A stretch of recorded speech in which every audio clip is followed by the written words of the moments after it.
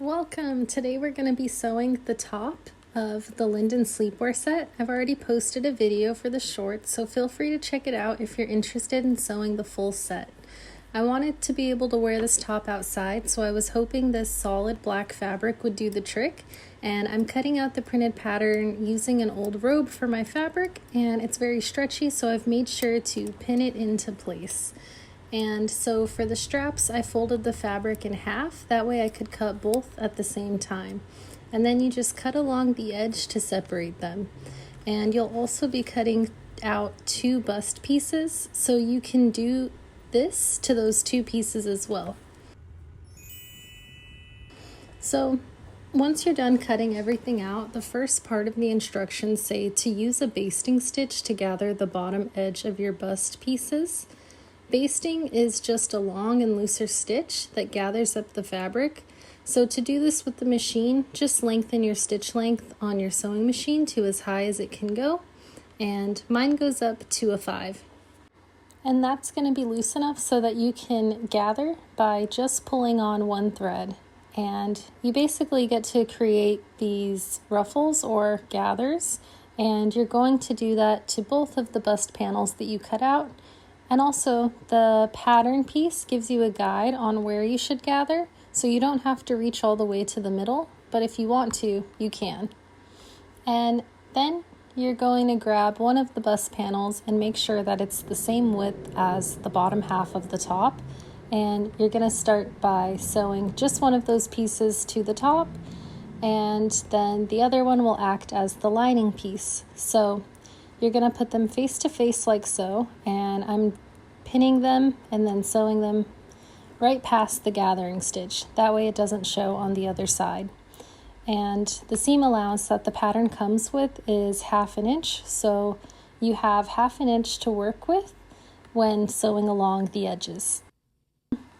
And now that the front side of the top is done, we want to move on to making the straps. All you have to do is fold the strap in half, face to face, or right sides together if you're using a fabric where that matters. And you sew along the 1/2 inch seam allowance to make it the spaghetti strap width. And then you'll use a tube turner or other method to flip it right side out. And then you can even trim off the excess fabric to make flipping easier if you'd like. I didn't trim, and my straps were quite fluffy, so I went ahead and ironed them to make them flatter before sewing. Then I pinned the straps to the upper point on the bust, and I pinned the other lining piece over it to sandwich the straps inside. And you just sew along the upper edge of the top. After sewing, I trimmed the edges, and I took the top over to the ironing board and pressed along the upper edge. So then, to hide the raw edges, you're going to iron the edges up and fold the lining piece edge up too on the inside. And then you're going to pin, and it's going to just cover everything nicely inside.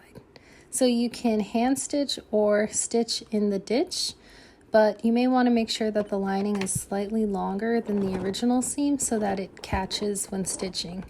And here's what stitching in the ditch looks like, and here's how it came out. Mine isn't perfect, but it feels and looks much better than having the raw edges out. Okay, so now we're almost done, and before we attach the front of the top to the back, we must make an elastic casing for the back.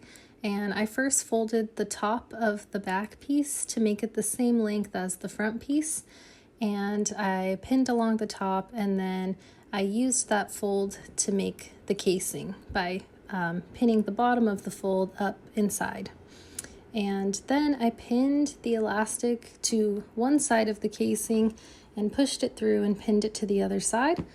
I was short on elastic, so my piece was kind of small, and I sewed both sides about 1.5 inches in, but your elastic could reach to the end and get sewn into the side seams. So to attach the tops, I used French seams, pinning the top together, sewing and then trimming along the edge, and then turning the top inside out and sewing along the edge again about 1/4 inch. Then I tried it on and measured the strap length, and I sewed it in place. And I was happy with how simple this was, and hope this helps you with sewing a nice basic top. And I think the length of the top could even be lengthened, and it would make a really cute dress as well.